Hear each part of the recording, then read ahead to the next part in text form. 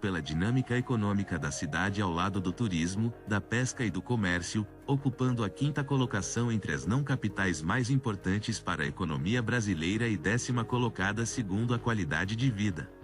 A cidade é sede do Poder Executivo Paulista todo dia 13 de junho, capital simbólica de São Paulo, e não apenas sede de diversas instituições de ensino superior como também da mais antiga entidade geral estudantil do Brasil, o Centro dos Estudantes de Santos. Santos possui uma economia crescente. Em 2016, a cidade era a 33ª mais rica do país, com produto interno bruto de R$ 21.954.556. Durante um bom tempo, sua economia centrou-se na comercialização do café. Em 1922 foi inaugurada a Bolsa Oficial do Café, onde eram negociadas riquezas do mercado cafeeiro para o país, e que resultou no atual Museu do Café abrigado no local atualmente conhecido como Centro Histórico, espaço que promove exposições sobre a trajetória do produto pelo Brasil e pela cidade e que é decorado com obras do artista Benedito Calixto. Cidade mais populosa do litoral paulista, o principal cartão postal do município são os 7 quilômetros de praia. O livro dos recordes situa os Jardins da Orla de Santos como formadores do maior jardim frontal de praia em extensão do mundo. A preservação e o cuidado com a flora do ambiente praiano santista, permeado de palmeiras e amendoeiras, são resultados de um trabalho em conjunto dos departamentos de meio ambiente da região, muitas vezes ligados a universidades ou a instituições científicas. A estimativa de população em 2021 era de 433.991 habitantes. A Baixada Santista, com 1,7 milhão de habitantes em 2008, é parte, junto com a Grande São Paulo e a região metropolitana de Campinas, do Complexo Metropolitano Expandido, uma megalópole que ultrapassava, já naquele ano, os 30 milhões de habitantes, cerca de 75% da população paulista, e que é a primeira aglomeração urbana do tipo no Hemisfério Sul. O Programa das Nações Unidas para o Desenvolvimento de 2010 posicionou a cidade de Santos em 6º lugar na lista dos municípios brasileiros por Índice de Desenvolvimento Humano, e em 3º lugar na lista dos municípios de São Paulo.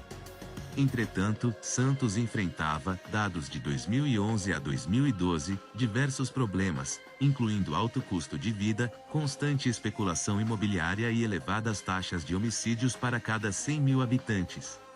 Além disso, abriga a maior favela de palafitas do país, onde vivem, em dados de 2012, mais de 10 mil pessoas.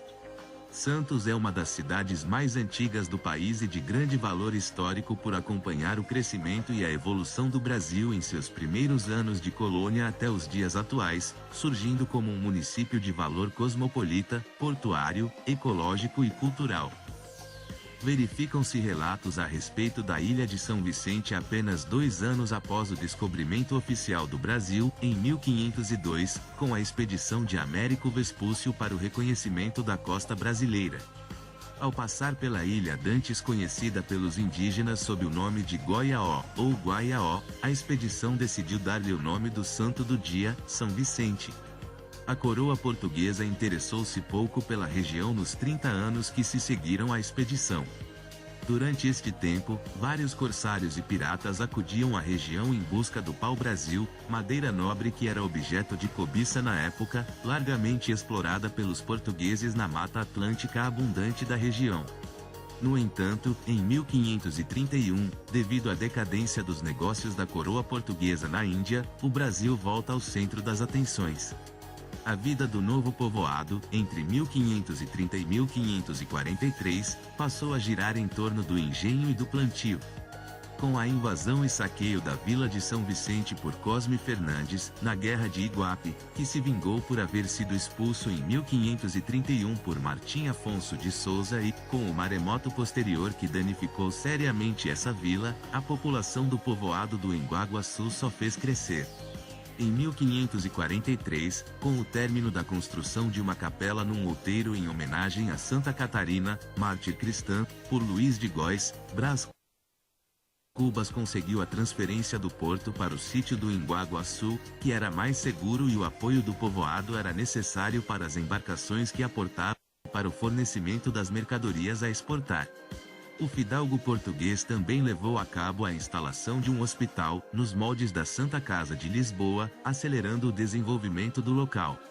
O hospital foi denominado Santa Casa de Misericórdia de Todos os Santos e foi o segundo hospital do Brasil, sendo o mais antigo do país em funcionamento, uma vez que o Hospital da Santa Casa de Misericórdia de Olinda foi extinto. O novo povoado de Embu-Guaçu passou então a ser conhecido como Povoado de Todos os Santos.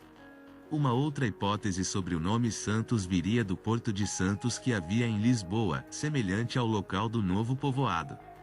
Daí, então a região próxima ao Outeiro era conhecida como Vila do Porto de Santos, e depois, apenas Santos. Atribui-se a fundação de Santos a Brás Cubas, sertanista português que, em 1536, recebeu a mais vasta sesmaria do litoral da capitania de São Vicente.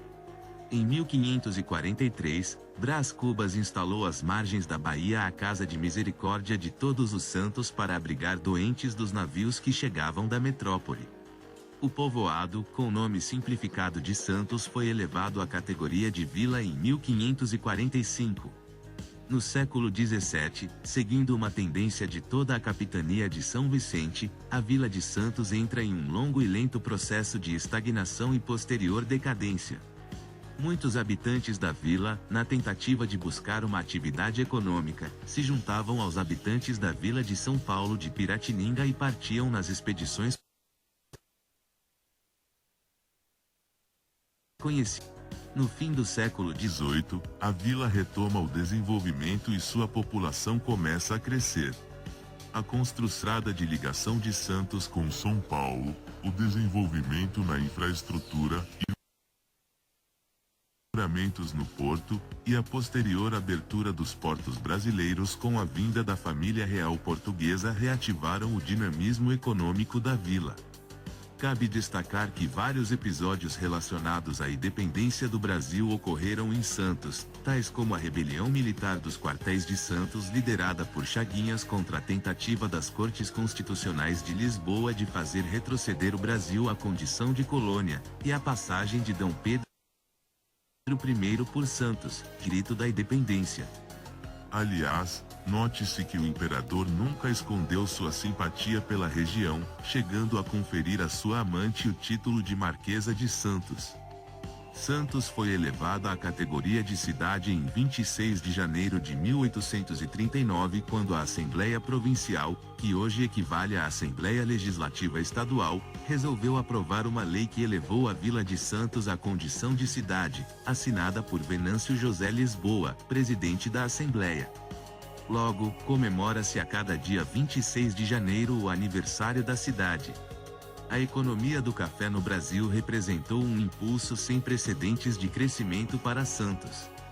A inauguração da ferrovia São Paulo Railway ligando Santos às lavouras cafeeiras de Jundiaí é inestimável, principalmente para o porto. A cidade aumentou sua população sobremaneira, ocupando toda a área entre o porto e o monte, e as áreas conhecidas como Paquetá e Macuco. Com a abolição da escravatura e a vinda de mão de obra italiana para substituir o trabalho dos negros, na agricultura, Santos se caracterizou como a porta de entrada do Brasil para os esperançosos imigrantes italianos e japoneses. Santos se tornou definitivamente uma cidade turística a partir dos anos 1910, com a construção dos hotéis Internacional e Parque Balneário e com a construção dos Jardins da Orla de Santos a partir de 1935. Até hoje, o turismo em Santos é uma das atividades econômicas principais, ligado principalmente às praias e ao patrimônio histórico. Entre os principais pontos turísticos de Santos, além de suas praias, podemos citar os Jardins da Orla de Santos, que é o maior jardim frontal de praia em extensão do mundo. O Aquário de Santos, antigo Aquário Municipal de Santos, inaugurado em 1945 pelo então Presidente da República Getúlio Vargas e ampliado em 2006, é o segundo parque público mais visitado do estado e atrai turistas do mundo inteiro. Outros lugares de interesse são o Museu do Café Brasileiro, o Orquidário Municipal, o Jardim Botânico Chico Mendes, o Teatro Coliseu Santista, o Panteão dos Andradas, o Monte Serrate e a Estação do Valongo. A Laje de Santos é um lugar muito procurado por mergulhadores. Entre as igrejas de interesse temos a Catedral de Santos, a Igreja Santo Antônio do Embaré e a Igreja do Valongo. Santos é um dos 15 municípios paulistas considerados estâncias balneárias pelo Estado de São Paulo, por cumprirem determinados pré-requisitos nidos por lei estadual. Tal status garante a esses municípios uma verba maior por parte do Estado para a promoção do turismo regional. Também, o município adquire o direito de agregar junto a seu nome o título de estância balneária, termo pelo qual passa a ser designado tanto pelo expediente municipal oficial quanto pelas referências estaduais. Pelo seu caráter litorâneo e pelo fato de ter sido construída em parte sobre antigos terrenos de manguezais, a cidade de Santos tem um perfil de solos dos mais difíceis no país para a construção de fundações. Por este motivo, uma série de edifícios foram erigidos ao longo do século XX, especialmente a partir da década de 1960, com fundações executadas a partir de equívocos de sondagem ou de projeto. A especulação imobiliária surgida com a explosão do veraneio em Santos foi a responsável por tais erros, já que os edifícios eram construídos rapidamente para abrigar muitos veranistas. Com o tempo, tais edifícios passaram a sofrer acentuados recalques diferenciais, tornam-se tortos, ou seja, perdem o prumo, aos olhos dos pedestres situados na praia. Recentemente os prédios tortos da Orla de Santos estão virando atração turística, são cerca de 90 prédios com esta característica. Estão concentrados na Orla do Boqueirão, Embaré e Aparecida. O reaprumo ou a implosão e reconstrução são soluções possíveis. A primeira opção, menos impactante que a segunda, já foi executada com sucesso no edifício que era considerado o mais inclinado da Orla, o denominado Núncio Malzone, no bairro do Boqueirão, o qual tinha mais de 2 metros de inclinação do topo em relação à base. A inclinação da Torre de Pisa na Itália é de aproximadamente. Nesse sentido, a Prefeitura busca, junto ao governo federal, uma linha de crédito especial para resolver esse problema tão específico de Santos. De acordo com a Fundação SEAD, a cidade tinha em 2012 o 14º maior PIB municipal do país. O montante de riquezas gerado na cidade supera o de outros estados brasileiros, como Alagoas, Sergipe e Tocantins. O setor de turismo e serviços em geral tem importante peso na economia local, mas o Porto de Santos é o maior gerador de receita e renda para a cidade, sendo que o município é a segunda cidade que mais arrecada impostos no estado de São Paulo. O Complexo Portuário de Santos responde por mais de 1/4 da movimentação da balança comercial brasileira e é o principal porto do país, e inclui na pauta de suas principais cargas, produtos como o açúcar, soja, café, milho, trigo, sal, polpa cítrica, suco de laranja, papel, automóveis, álcool e outros granéis líquidos, em cargas transportadas em contêineres via porto, trilhos e estradas. A área de influência econômica do porto concentra mais de 50% do Produto Interno Bruto, PIB, do país e abrange principalmente os estados de São Paulo, Minas Gerais, Goiás, Mato Grosso e Mato Grosso do Sul. Aproximadamente 90% da base industrial paulista está localizada a menos de 200 quilômetros do Porto Santista. Em 2007, o Porto de Santos foi considerado o 39º maior do mundo por movimentação de contêineres pela publicação britânica Container Management, sendo o mais movimentado da América Latina. O orçamento municipal gira em torno de 1,9 bilhão, segundo estimativa em 2013. A renda per capita também figura no início do ranking de cidades brasileiras. Pelo censo de 2010, do IBGE, aparece em 9ª posição, com remuneração média de R$ 1.682,24, maior do que a renda por habitante de capitais como São Paulo, R$ 1.495,04, e Rio de Janeiro, R$ 1.518,55. O nível de emprego tem se mantido em constante alta na década de 2000, seguindo tendência nacional. Basicamente, a rede urbana de Santos é composta de uma malha urbana em formato de tabuleiro de xadrez, fruto do projeto desenvolvido pelo engenheiro Saturnino de Brito. A maioria das grandes vias de circulação estendem-se no sentido norte-sul, são as avenidas arborizadas que margeiam os canais e as avenidas Ana Costa e Conselheiro Nébias, antiga ligação do centro da cidade às praias.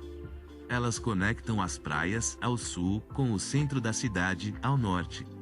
O centro faz face ao braço de mar conhecido por Largo do Caneú. A Avenida Ana Costa pode ser considerada a avenida símbolo da cidade, onde se situam edifícios comerciais, cinemas, bancos e escolas. Suas palmeiras imperiais remontam à década de 1920, e no coração do bairro do Gonzaga, cruzado por essa avenida, ela atravessa a Praça Independência, local tradicional de comemorações da cidade, onde está o Monumento à Independência com o patriarca José Bonifácio de Andrada e Silva no alto, inaugurado em 1922. No sentido leste-oeste, as ligações viárias são mais escassas. Elas conectam regiões próximas do maciço de São Vicente, a oeste, ao estuário de Santos, face ao qual se estende o porto, a leste. 3 grandes eixos de circulação se destacam nesse sentido: o eixo central, as avenidas Afonso Pena e Francisco Glicério, do bairro Ponta da Praia aos Morros via região central à zona leste, o eixo leste que margeia a orla da praia, recebendo vários nomes: Presidente Wilson, Vicente de Carvalho, Bartolomeu de Gusmão e Almirante Saldanha da Gama, e também a avenida paralela à da orla, que também recebe vários nomes: Floriano Peixoto, Galeão Carvalhal, Embaixador Pedro de Toledo e Epitácio Pessoa. Quanto à paisagem urbana, ao sul da linha férrea, a cidade de Santos é extremamente densa, principalmente nas quadras fronteiras ao mar. Ao centro da ilha, Campo Grande, Encruzilhada,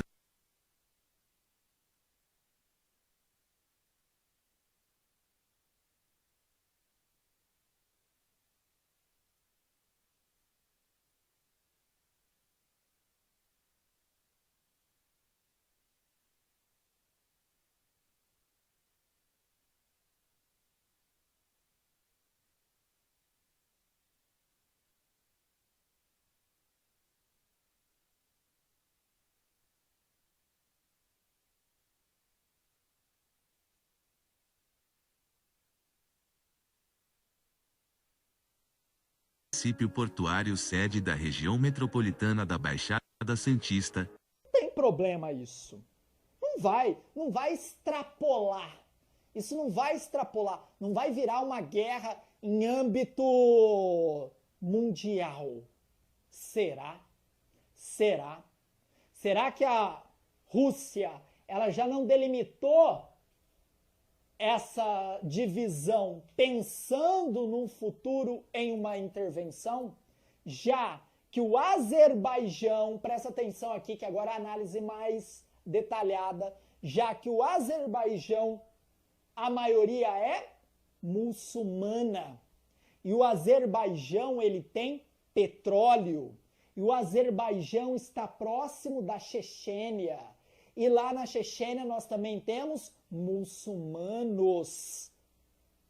E vai que esse país, presta atenção, que é um país rico, ele não apoie movimentos de independência da Chechênia, por exemplo.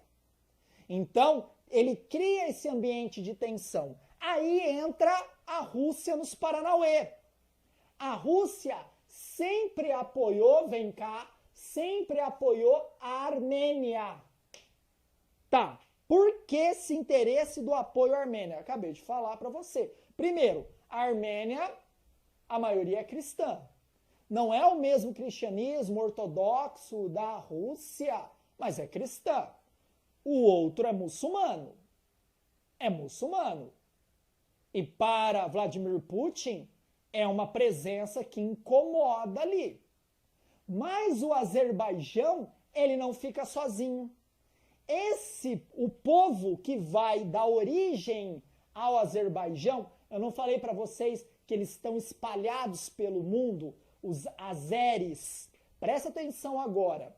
Os azeres, eles também colonizaram e fundaram, né, a Turquia. Então eles têm laços com a Turquia. Mas aí você me fala o seguinte, né? Você me fala o seguinte. Os azeres são xiitas, Jean, e os turcos são sunitas. Como assim vai ter um apoio? Aí vem o interesse por trás. A Turquia de Erdogan, o presidente ditador, ele está com uma política de expansão dos interesses turcos para fora do seu território. E eles estão influenciando muito a região dos Cáucasos. Para pensar se não é interessante você apoiar o Azerbaijão, que é rico em energia. Muito interessante. E o Azerbaijão, ele quer alguém que o apoie e alguém que bate de frente com Vladimir Putin. E a Turquia está fazendo esse papel. A Turquia já se meteu no conflito da Líbia, já entrou no conflito da Síria, até derrubou um jato russo que invadiu o território turco. Isso lá quando a guerra da Síria estava no topo. Então a Turquia está sempre cutucando onça com vara curta. Só para você ter uma ideia, por conta do conflito armado entre os dois, os turcos enviaram jatos para fazer todo um movimento ali para mostrar para os armênios e mostrar para os russos que a Turquia está apoiando o Azerbaijão. E tem uma problemática maior. Se você tem ali uma mini guerra fria entre Turquia e Rússia, tem uma problemática. A Turquia, ela pertence à Organização do Tratado do Atlântico Norte. Então, na teoria, isso é tudo na teoria, se a Rússia, que apoia a Armênia, atacar o Azerbaijão e o Azerbaijão tiver tropas da Turquia aqui e a Rússia atacar esses soldados turcos, vai estar atacando a OTAN. Atacando a OTAN, os países europeus têm que tomar um posicionamento. Se atacar a Turquia, ataca a OTAN. Estados Unidos e Europa precisa tomar um posicionamento. Então não é um conflito que você vai falar assim, não, Jean, é um conflito local entre dois pequenos países por uma região pequenininha. Não, você tem outros interesses por trás. Você tem o interesse turco apoiando o Azerbaijão e o interesse russo apoiando a Armênia. Então você tem dois cachorros grandes com dois pinchers ali, ó. E isso pode desencadear um conflito de uma ordem ali problemática, porque já é uma região problemática. Se você tem uma guerra mais clara entre os dois países e entre essas duas grandes potências militares, pode desencadear de novo movimentos na Chechênia, na Ossétia, e aí vai. Então, é como se fosse uma fagulha num posto de combustível.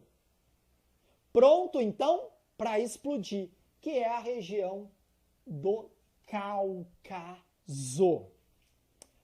Tá, Jean, e qual é o posicionamento dos Estados Unidos frente a esse conflito? Que é sempre importante a gente trazer a questão dos Estados Unidos aqui.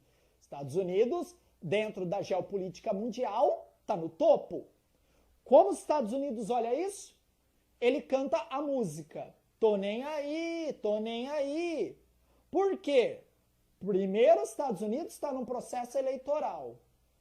E o próprio Trump, ele tem um olhar um pouco diferente por conflitos fora do território estadunidense, que não vai ao encontro dos interesses dos Estados Unidos. Qual seria o interesse aqui? Absolutamente nenhum. Absolutamente nenhum. Você tem interesse, sim, da Rússia e interesse da Turquia. Tá, qual que é outro ponto importante aí, Jean? Só para você ter uma ideia, aqui na Armênia tem uma base militar russa ali. Então os russos, eles tinham essa intenção. Eles já sabiam que isso daqui poderia virar pip. Eles instalaram uma base. Então os armênios têm o quê? Costa quente em relação ao Azerbaijão.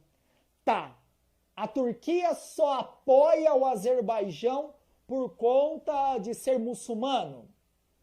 Não. O interesse, além de um posicionamento geopolítico que a Turquia está tomando nesses últimos anos, você tem um interesse aqui, cara, de dinheiro, muita grana. Por quê? O Azerbaijão tem muita energia, petróleo, presta atenção. Agora, outra análise mais detalhada. O Azerbaijão tem petróleo e gás natural. Quem precisa de gás natural? A Europa. A Europa. Qual é a principal fonte de gás natural da Europa? Rússia atravessa a Ucrânia e vai para a Europa. O grande fornecedor é a Rússia. Se o Azerbaijão conseguisse transportar todo o seu gás em direção à Turquia, ele teria uma entrada para a Europa. Então poderia ser o quê? Um concorrente para a Rússia. E a Europa ficaria menos dependente do gás natural da Rússia, porque agora poderia comprar do Azerbaijão, que consegue enviar esse gás pela Turquia em direção à Europa. Os russos, sabendo disso, criaram esse caos, que é caos territorial, que é a região de Nagorno-Karabakh. Onde ocorre o conflito? Nessa região aqui, tá? Aqui que você vai ter toda a movimentação de tropas, um atira de um lado, outro atira de outro. Tudo bem? Tranquilo? Pensa numa aula importante. Uma aula de um país, se você pega uma igreja desse país, ela é mais velha que toda a história do Brasil. Um país de Ivan o Terrível, de Nicolau II, o czar, que perdeu o trono, de Rasputin, o mago, que colaborou na derrotada do czarismo, de Lenin, de Stalin, de Nikita Khrushchev, de Mikhail Gorbachev, de Boris Yeltsin e de Vladimir Putin. Um dos países mais enigmáticos que nós temos. Um país que já foi invadido pela França, pela Alemanha, por várias vezes viu seu território a risco, mas um país que conseguiu e consegue sempre sair das cinzas e mostrar para o mundo que ainda é uma grande potência. Um país que reuniu um grupo de outros países e formou uma união dos sovietes, um país que bateu de frente com a maior potência econômica e militar do mundo durante décadas. Um país que não baixa a guarda para ninguém, que resguarda o maior território do mundo.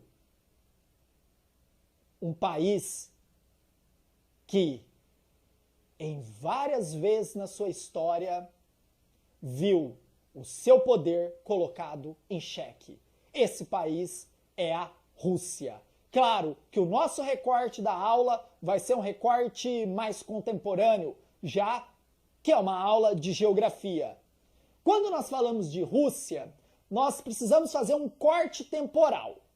Nós temos que falar de um momento que a Rússia vai se travestir de União das Repúblicas Socialistas Soviéticas e outro momento que a mãe renasce, a mãe Rússia. Esse momento, antes de se tornar Rússia de novo, é um momento ímpar na história do grande país russo.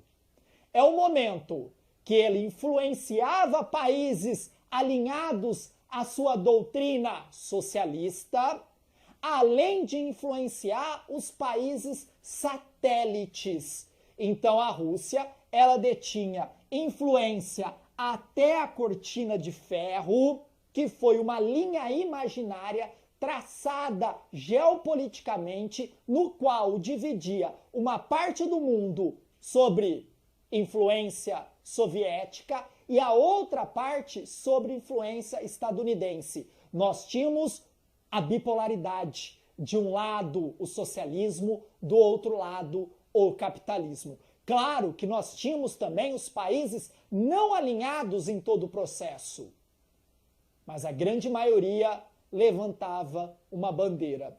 Em vários momentos da história, a Rússia, no caso, naquele momento, a União Soviética, colocava o dedo na ferida dos Estados Unidos, como foi influenciar a Revolução Cubana de Ernesto Che Guevara, Fidel Castro e Raul Castro, militarizando e ajudando de uma forma indireta. Olha, Estados Unidos, se você invadir a ilha caribenha, eu vou ter que entrar no conflito. E até um momento que o mundo parou, quando a União Soviética colocou ogivas nucleares em seus navios e seus navios rumaram até a ilha caribenha. O mundo para.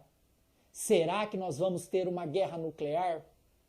Tudo isso em relação à União Soviética. Tá, mas toda essa articulação política, econômica, social, militar, o regime socialista não conseguiu segurar. Com isso, a União Soviética, ela entra em crise. A partir de quando? A partir de 1980.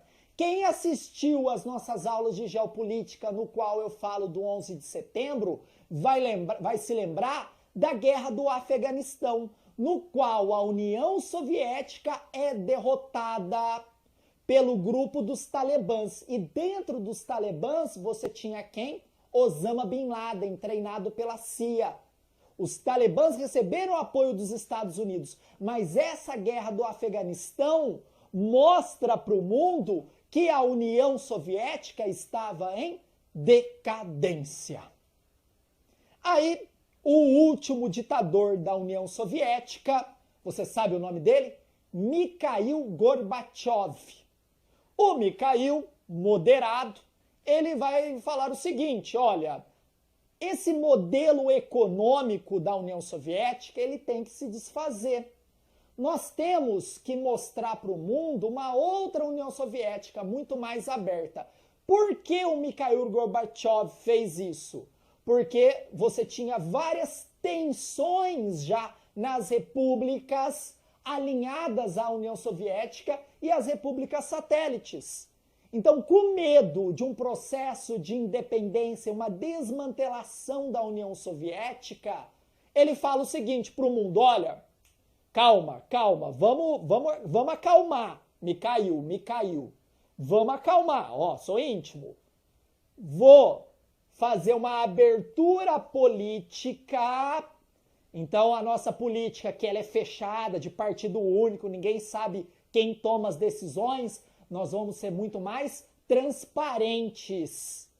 Eu vou criar a Glasnost. A Glasnost nada mais é do que a transparência na política da União Soviética. Mas, Jean, não é só a política que a União Soviética estava com problema. Você mesmo falou que a União Soviética ela não conseguia sustentar a corrida armamentista. Isso mesmo. Por isso, o Mikhail, ele vai falar o seguinte, vamos também, aos poucos, liberar a nossa economia a partir da perestroika. Ó, fica ligado, geopolítica para vestibulares. O que pode cair desse início que eu estou aí conversando com vocês? Glasnost e perestroika. Pode aparecer. Glasnost, abertura política maior, transparência, perestroika, a mudança de todo o processo econômico, mas de uma forma gradual e lenta. Guarda essas duas palavras, gradual e lenta. E isso vai rumando até 1991. Jean, você não falou de um evento que ocorreu na Alemanha ali em 1989? Sim, vou falar agora. Vem cá, presta atenção. A queda do Muro de Berlim, isso aluno erra e examinador adora. Fica ligado. A queda do Muro de Berlim, ela foi um marco do início do fim da União Soviética. Você não pode colocar numa prova o seguinte: depois que caiu o Muro de Berlim, acabou a União Soviética. Não, não. Isso só mostrou ainda mais o enfraquecimento do Império Soviético. Um alemão estava lá, olhou o muro, falou, cara, tá estranho aqui, né? Tem ninguém aqui. Vou pegar essa pedra, vou jogar no muro. Jogou no muro. Ninguém falou nada. Vou lá relar no muro. Cara, ninguém falou nada. O alemão, lá em Berlim, lá no muro. Eu vou pegar essa pedra e vou bater aqui, ó. Ninguém falou nada. Vou subir no muro. Cadê os guardas? Ô galera, vamos quebrar esse muro. Chega na voadora. Aí o cara vai lá e dá uma voadora no muro. Cara, dá o início, o fim da União Soviética. Mas você vai ter vários eventos. A União Soviética não é assim de repente que ela acaba. Ela se torna a SEI, a Comunidade dos Estados Independentes. Na Olimpíada de 1992, eles competiram como SEI, tá? Nem como União Soviética, nem como Rússia. Estava num processo de transição. Comunidade dos Estados Independentes. Somente em 93 que você vai ter o fim de vez de toda a articulação política e econômica da União das Repúblicas Socialistas Soviéticas.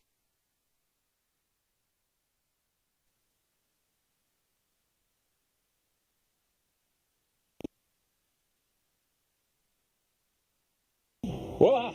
Será que você pode beber álcool se você tem diabetes ou pré-diabetes? E qual o melhor horário e quantidade e tipo de álcool? E quais deveriam ser evitados? Porque você deve imaginar que nem todas as bebidas alcoólicas são iguais quando se trata de diabetes. Pois é, esse é o assunto do vídeo de hoje. Será que você pode beber álcool se for diabético? E quais os riscos para quem tem problema de resistência insulínica, pré-diabetes ou diabetes? Então fique atento! Mas antes, já vá curtir o vídeo, se inscreva no canal, se você não for inscrito, para não perder as nossas dicas de saúde. E espalhe esse vídeo para o maior número de pessoas por WhatsApp, Facebook, Telegram.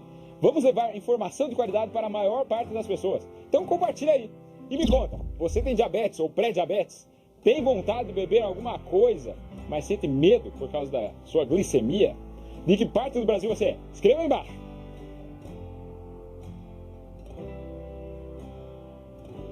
Vamos lá. Quem tem pré-diabetes ou diabetes tipo 2, normalmente tem que cortar alimentos e bebidas que podem afetar o nível de açúcar do sangue. Mas será que o álcool tem que ser uma dessas bebidas que você deve fugir? Não exatamente. Porém, as pessoas com diabetes precisam ter cuidado extra com o álcool. Muitos diabéticos podem consumir bebidas alcoólicas com segurança, desde que seja com moderação. E acredita ou não, pode trazer até alguns benefícios. E eu vou falar deles já já. Como seu corpo processa o álcool? Você sabe? Vamos imaginar que você bebeu uma cerveja. A cerveja vai cair no seu estômago. Agora, o próximo passo depende do que está lá dentro do estômago. Se tem comida ou você está com o estômago vazio. Se você comeu antes, o piloro, que é a última porção do estômago, age como uma válvula e vai estar fechada para que o alimento que você comeu possa ser digerido antes de passar para o intestino. Por isso que quando você bebe com o estômago cheio, você não vai sentir os efeitos do álcool tão rapidamente, porque o álcool vai ficar preso no estômago com o resto da comida e o estômago tem uma superfície menor que o intestino e vai ser absorvido mais lentamente. Agora, se você estiver em jejum, o pyloro vai estar aberto, a porta vai estar escancarada e a cerveja vai direto para o intestino delgado, onde tem uma superfície bem maior e o álcool vai ser absorvido mais rapidamente, caindo na corrente sanguínea. E qual é o órgão que limpa o sangue? O fígado. É ele que vai metabolizar o álcool. E aí que começa o problema para quem tem diabetes. Por quê? O fígado não serve apenas para metabolizar toxinas, mas também armazena glicogênio. Quando os níveis de açúcar do sangue caem muito, o fígado converte o glicogênio em glicose, trazendo os níveis de açúcar de volta ao normal. Enquanto o fígado está lidando com o álcool, ele não vai conseguir converter o glicogênio em glicose, podendo causar hipoglicemia. E está aí um dos motivos de, no pronto-socorro que abusou do álcool, receber glicose na veia. Ah, então o álcool pode causar hipoglicemia? Sim, mas ele também pode causar hiperglicemia, que é o aumento dos níveis do açúcar do sangue. O uso regular e prolongado de álcool aumenta a resistência insulínica e obesidade, principalmente a pior de todas, a abdominal. Por quê? Todo álcool tem cerca de 7 calorias por grama. Então, mais que carboidratos, são 4 calorias por grama, e um pouco menos que gordura, que são 9 calorias por grama. E quando o fígado metaboliza o álcool, ele vai converter em gordura. Então, esses dois fatores, obesidade e resistência insulínica, aumentam os níveis de açúcar do sangue. Exatamente por isso que aconselhamos o uso de álcool em pouca quantidade, ou mesmo evitar o álcool para aqueles que têm diabetes ou pré-diabetes, porque pode descontrolar o açúcar no sangue, tanto hipoglicemia quanto hiperglicemia. Então, os riscos de beber álcool superam quaisquer benefícios. Não é bem assim, especialmente vinho tinto e durante o jantar. Mas você não deve ultrapassar 150 ml. E sabemos que as taças vêm aumentando de tamanho com o tempo. Beber vinho no jantar pode ajudar a prevenir o diabetes tipo 2. É isso que apontou uma pesquisa preliminar apresentada na Conferência de Saúde Cardiometabólica 2022 da American Heart Association. Eu, particularmente, não bebo nada de álcool. Nem vinho tinto, nem cerveja, nem nada, porque eu sei que o álcool pode ser deletério. Os estudos anteriores se concentraram em quantas pessoas bebem e tiveram resultados distintos. Nesse estudo, os pesquisadores focaram no vinho tinto e junto com comida. Os pesquisadores usaram os dados de mais de 312 mil adultos que se autodeclararam bebedores regulares de álcool.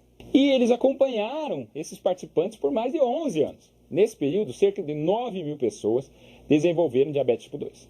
A análise dos dados descobriu que o vinho nas refeições estava associado a um risco menor de 14% de diabetes tipo 2 do que beber sem comida. Esse benefício estava ligado ao consumo de vinho versus outros tipos de álcool. Então, quem sabe, se você beber no máximo 150 ml de vinho no jantar, possa diminuir seu risco de se tornar diabético. Quem sabe? Porque eu vejo um problema nesse estudo. O consumo de álcool foi autorrelatado e sabemos que isso não é bem confiável. E também a correlação não significa causa. Mas quais os possíveis benefícios do vinho tinto? Alguns dados sugerem que o vinho tinto pode ser bom para quem tem pré-diabetes ou diabetes. Volto a enfatizar, no máximo, uma taça de vinho por dia. Umas pesquisas prévias sugerem que as pessoas que têm diabetes tipo 2 e bebem alguma quantidade moderada de vinho têm menor mortalidade. E a dieta mediterrânea está aí, votada ano após ano como a melhor dieta do mundo. Eles sugerem vinho tinto com alimentação. Então, quem sabe o vinho tinto possa ser um marcador para uma alimentação saudável, ou quem sabe quem bebe com moderação relaxa um pouco e tenha menos estresse, ou pelas próprias propriedades do vinho que ajudam no diabetes. Tem estudos mostrando que beber vinho tinto pode melhorar a resistência insulínica ao invés de piorar, como na grande maioria dos outros tipos de bebidas alcoólicas. Outros benefícios para a saúde, tanto para as pessoas com diabetes quanto para a população em geral, devido ao seu alto teor de antioxidantes, especialmente resveratrol, podem melhorar os marcadores de doenças cardíacas como fibrinogênio e proteína C reativa e reduzir o risco de complicações relacionadas ao diabetes, como a retinopatia diabética, que danifica os vasos sanguíneos nos olhos, além de melhorar o colesterol bom, o HDL. E junto com uma refeição, pode ser mais benéfico, justamente devido ao pyloro estar fechado, que faz com que absorva o álcool mais lentamente. Quais as 6 piores bebidas alcoólicas para quem tem diabetes? Primeiro, coquetéis. Geralmente são muito ricos em açúcar, leite condensado, portanto, tenta evitá-los a menos que você mesmo esteja fazendo. Margueritas, piña colada e caipirinhas, todos esses têm muitos carboidratos, então o diabético deve evitar. Vinhos doces como vinho do Porto, Xerez, Vermute também são ricos em carboidratos e devem ser evitados. Licores cremosos como Baileys Irish Cream, Amarula, são muito ricos em carboidratos. E agora você deve estar se perguntando, e cerveja pode? Beber não mais que 2 latinhas pode ser perfeitamente seguro para pessoas com diabetes. Porém, cerveja tem muito carboidrato, engorda especialmente a barriga. E vinho branco? O vinho branco não tem resveratrol, então não traria os mesmos benefícios do vinho tinto, além de uma pesquisa achar evidências que vinho branco pode aumentar risco de melanoma. E as bebidas destiladas? Elas são geralmente mais fortes e com alto teor alcoólico, vodka, uísque, cachaça, tequila, rum. Normalmente não tem carboidratos e as calorias vêm apenas do álcool. Por esse lado, são melhores que cerveja ou outras bebidas alcoólicas açucaradas, mas você deve prestar atenção na hipoglicemia. E talvez essas bebidas possam subir sua glicose. Importante, coma antes para evitar beber com o estômago vazio. Beba água para evitar desidratação. Evite beber se seu açúcar do sangue estiver baixo.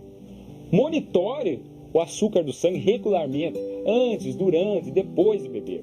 E preste atenção se você toma algum remédio, pois o álcool pode interferir com ele, cortando o efeito ou aumentando o seu efeito. Limite a palavra-chave. Se você é diabético, não pode exagerar no álcool. Sabe-se que o excesso do álcool pode resultar em problemas de saúde mental, como ansiedade e depressão. Problemas físicos, aumenta o risco de cirrose, fígado gorduroso, úlcera, câncer, distúrbios neurológicos, como déficit sensorial, neuropatia alcoólica, tremores, convulsões, delirium tremens, demência, osteoporose, aumenta o risco de acidentes, acaba com família. A lista é longa. Por isso, será que eu mudaria minha visão de álcool sabendo que o vinho tinto pode reduzir meu risco de ter diabetes? Nem um pouco. Vou continuar evitando álcool, inclusive vinho tinto. E você também não deve mudar. Se você tem baixo risco de diabetes e não bebe, não tem sentido começar a beber. Assim como se você for diabético e não bebe, não deve começar. Isso não deve ser desculpa. Existem outras maneiras de prevenir o diabetes. E no nosso canal temos inúmeros vídeos falando como evitar e até como reverter o diabetes. Vou dar 10 dicas que acho importante, bem rapidinho, para você controlar melhor seu diabetes. 10ª dica, durma direito. Uma noite mal dormida aumenta o cortisol, você come errado, vai querer comer mais açúcar. Vou explicar um negócio da hora. Você tá vendo isso aqui? Areia da praia. De onde?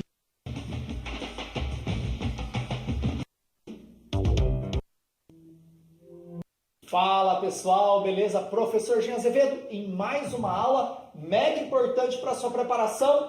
Vou falar de um país. Se eu fosse falar assim, olha, vai cair isso. É esse cara aqui, China. Vamos falar aí do país do superlativo, com 1 bilhão e 300 milhões de habitantes. Nossa, já nasceu um chinês, nasceu outro chinês, nasceu outro chinês. Cara, o crescimento populacional lá está reduzindo, mas ainda é enorme por conta da população. Você está falando aí da 2ª maior economia do mundo e a primeira em produção industrial. Você está falando de um país que, em questão de 30 anos, saiu da 25ª maior economia do mundo para a 2ª. Foi um crescimento galopante do dragão chinês. Você está falando de um país, olha que absurdo, que um restaurante apenas vendeu 1 milhão de patos. Pato, gente, os chineses comem pato, tá? É uma iguaria lá, a galera curte. E um restaurante só vem...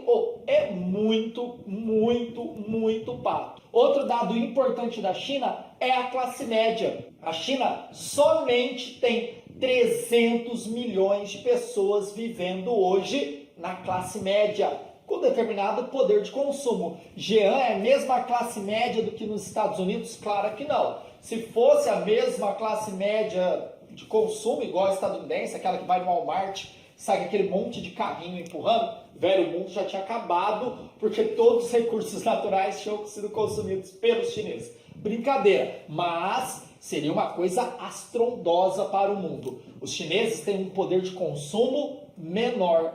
Aí, Jean, então a China é o melhor país para se viver do mundo? Claro que não. Você tem gravíssimos problemas sociais no lado rural, uma China atrasada, uma China que grande parte da população é analfabeta, que vive de subsistência. Do outro lado, uma China caótica, com cidades enormes, com mais de 1 milhão de habitantes, aliás, várias cidades com 10 milhões de habitantes, megacidades. Você está falando de uma China, olha que número absurdo aqui na nossa introdução.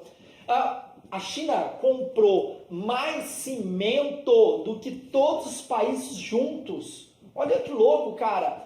A China comprou cimento para fazer construção, construir cidades aqui, mais que o mundo todo. Então, tudo é no superlativo. Coloque essa primeira informação na sua cabeça. Quando falamos da China, falamos de coisas enormes, gigantes. Beleza?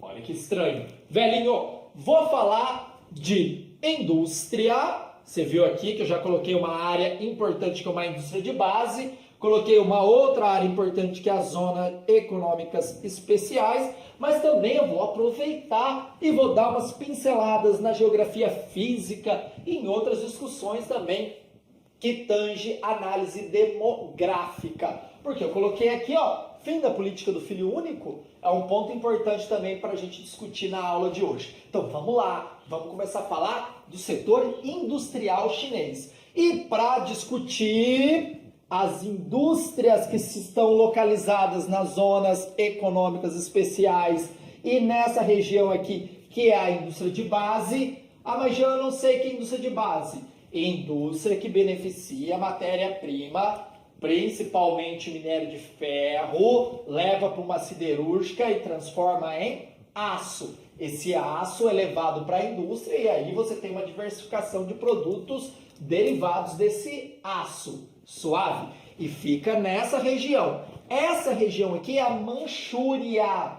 A Manchúria é uma das poucas regiões que você tem um solo naturalmente fértil na China. É o solo Loess. É o solo amarelo, riquíssimo. Essa região aqui foi ocupada pelo Japão aí, durante décadas, porque os japoneses precisavam plantar para alimentar a sua população, eles vieram e dominaram essas áreas aqui. Por isso que na China se come, ou se comia, no caso, escorpião, barata, toda aquela história que hoje é alimento para turista. O turista vai na China, nossa, estou comendo um espetinho de escorpião. Gente, os chineses não se alimentam mais com escorpião, eles gostam de pato mesmo, vão lá no restaurante e comem 1 milhão de pato num ano, olha que absurdo. Volta aqui. Essa região aqui é a mais importante para as provas. É a zona econômica especial. Perceba que ela circunda o litoral chinês da parte oriental, onde lá do outro lado do Oceano Pacífico você tem os Estados Unidos da América, um dos maiores compradores de produtos industrializados chineses. Fora que no meio desses dois gigantes você tem outro gigante, que é o Japão, que é um país que que disputa com a China todo esse mercado asiático, fora o comércio internacional como um todo. São aí inimigos históricos, tanto na questão de posse de território, né? Os japoneses dominaram a China por muito tempo, também hoje, por uma questão econômica, eles disputam aí o mercado em diversas frentes. Suave? Claro que o Japão larga na frente na alta tecnologia, mas na produção absoluta, a produção total chinesa, não tem nem como comparar com a produção japonesa. Muitos produtos que você compra no Japão vêm da China também. Suave até aí? Tranquilão? Tá, Jean, mas de onde vem essas zonas econômicas especiais? Vou contar uma história resumida, aquilo que você precisa saber. Presta atenção aqui. A China, lá atrás, antes do século XX, ela vivia aí uma espécie de imperialismo, onde você tinha um imperador chinês, e esse imperador chinês ninguém sabia quem era, né? Você não via nem o rosto do maluquinho, ele ficava lá na cidade proibida, ficava lá tranquilinho, e aí o país ele auto se geria, era uma espécie de feudalismo. Aparece um maluquinho, o Mao Tse-tung, e vai passar geral com esse império, e toma posse e instaura um regime socialista. Esse regime socialista vai de mal a pior, aí o Mao morre, agora que é o importante, sobe ao poder desse cara aqui, ó, o Deng Xiaoping. Esse maluquinho aqui vai transformar a China, vai tirar ela de um país lá, 20ª, 30ª economia do mundo, e vai transformar a China na segunda maior economia do mundo. Como ele fez? Adaptando o sistema político e econômico da China, que antes era socialismo estatal, indústria pesada, para um socialismo de mercado. Ele começa a abrir a China, só que não total, apenas algumas áreas. Que áreas é essa? As zonas econômicas especiais.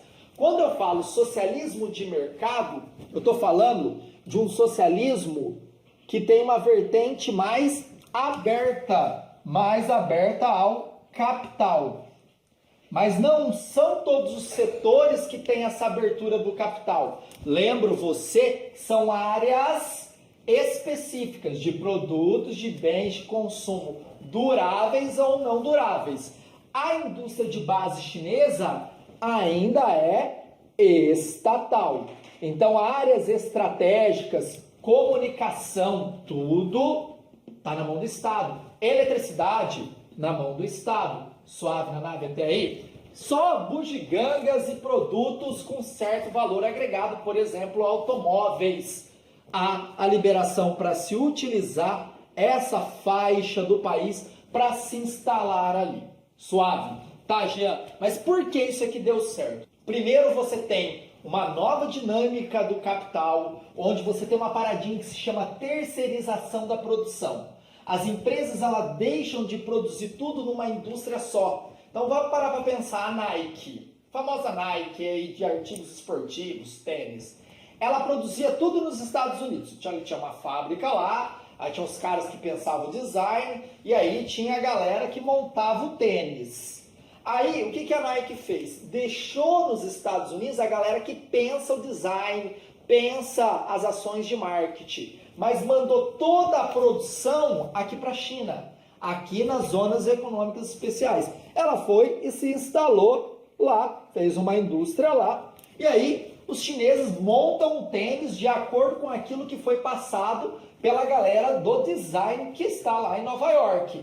Aí o chinesinho vai lá, monta tudo bonitinho e exporta para outros lugares do mundo. Por isso, se você olhar o seu tênis hoje, olhar agora, pega o teu tênis aí, cara, eu tô descalço, ó, mas pega o teu tênis e vê lá, né, a etiqueta, tá escrito Made in China, Made in Vietnã, Indonésia, essa galerinha aí. Eles copiaram esse processo de desenvolvimento chinês. Tá, aliás, a China tá na mesma onda aí dos primeiros tigres asiáticos, dos segundos tigres asiáticos, tá naquela levada de crescimento econômico que a gente já viu até em aulas anteriores aí. Volta aqui. Qual é o interesse da Nike se instalar aqui na China e não continuar nos Estados Unidos? Primeiro, a China tem ausência de sindicatos. Segundo, você tem leis ambientais brandas. Exército de reserva. O que quer dizer isso? Uma grande mão de obra. E também, claro, baixo salário. Se você tem grande mão de obra, ausência de sindicato, você vai ter o quê? Baixos salários. Com isso, você aumenta a lucratividade da empresa. Compensa muito mais você produzir um tênis aqui na China do que produzir lá nos Estados Unidos. Porque lá nos Estados Unidos você tem sindicato, você não tem uma galera que quer trabalhar numa fábrica da Nike porque o salário é baixo, você tem altos impostos, então onera muito a produção, então o lucro é menor. E a empresa hoje ela pensa sempre no lucro, lucro, lucro, lucro. Por isso que as zonas econômicas especiais caiu como uma luva para essas grandes empresas e elas se instalaram aqui. O que o Deng Xiaoping fez? Além dessa abertura, né, do capital, ele vai fazer uma política de atração dessa população rural. essa população rural, que era majoritária na China até antes, na década de 80, eles passam a migrar para a China urbana, que é o lado oriental. Só para você ter uma ideia, 300 milhões de pessoas saíram da China rural e foram para a China urbana, o maior êxodo rural da história. E isso vai colaborar muito com o crescimento chinês, porque está chegando gente, a China precisa investir nas cidades, e aí vem o Estado injetando dinheiro na remodelação do espaço urbano chinês. As cidades chinesas, elas são muito verticalizadas para oferecer habitação para essa grande quantidade de pessoas que estão indo morar nas cidades chinesas. A partir daí você tem um boom, a macrocefalia urbana chinesa, as cidades começam a inchar, e vem um governo com infraestrutura, e olha o crescimento galopante. Enquanto o Brasil, na década de 80, estava na década perdida, a China crescia 10, 13, 15% ao ano. Então ela veio atropelando todo mundo, chegando ao posto de segunda maior economia do mundo, ultrapassando o Japão na década de 90. Suave até aí, tranquilão, belezinha? Isso é mega importante. Socialismo de mercado, as zonas econômicas especiais. A Jean, eu não entendi direito, vou explicar. As zonas econômicas especiais são áreas onde empresas privadas podem se instalar, usufruindo da característica econômica e política da China. Tá, mas é para o mercado interno ou para o mercado externo? A grande maioria para o mercado externo. Mas claro que você está falando de uma classe média de 300 milhões de pessoas, então uma classe média voraz que quer consumir, então grande parte do produto também hoje está dentro da China. E uma das ideias dos chineses é essa, tá? Fortalecer o mercado interno para depender cada vez menos do mercado externo. Para pensar, se você tem aí uma classe média de 500 milhões de pessoas consumindo, você vai depender muito menos do mercado externo. Consequentemente, as flutuações que o mercado geralmente ocorrem não vai interferir diretamente no país. A China ficou com uma pulga atrás da orelha quando os Estados Unidos entrou naquela crise da bolha imobiliária, dos bancos, e isso afetou a China. Aí a China falou assim, eu tenho que pensar numa adaptação desse modelo e não viver apenas de exportação, porque qualquer crise lá fora atinge o meu mercado. Então o que ela fez? Ela retraiu nesses últimos anos, ela retraiu a sua produção para investir em infraestrutura, para fortalecer a classe média e com isso não depender mais de exportação e vender seu produto internamente. Isso, primeiro momento, foi muito prejudicial para quem? Para o Brasil. Porque no momento que a China desacelera a compra de commodities, já que o Brasil tem como seu principal parceiro comercial a China, atinge a nossa economia. Foi aí no governo Dilma, aí gerou toda essa crise econômica que a gente está vivendo e vai viver aí daqui a uns anos. Ainda mais triste falar isso, mas é verdade. Quando a China se estabelecer e voltar a consumir demais, o Brasil vai se dar bem.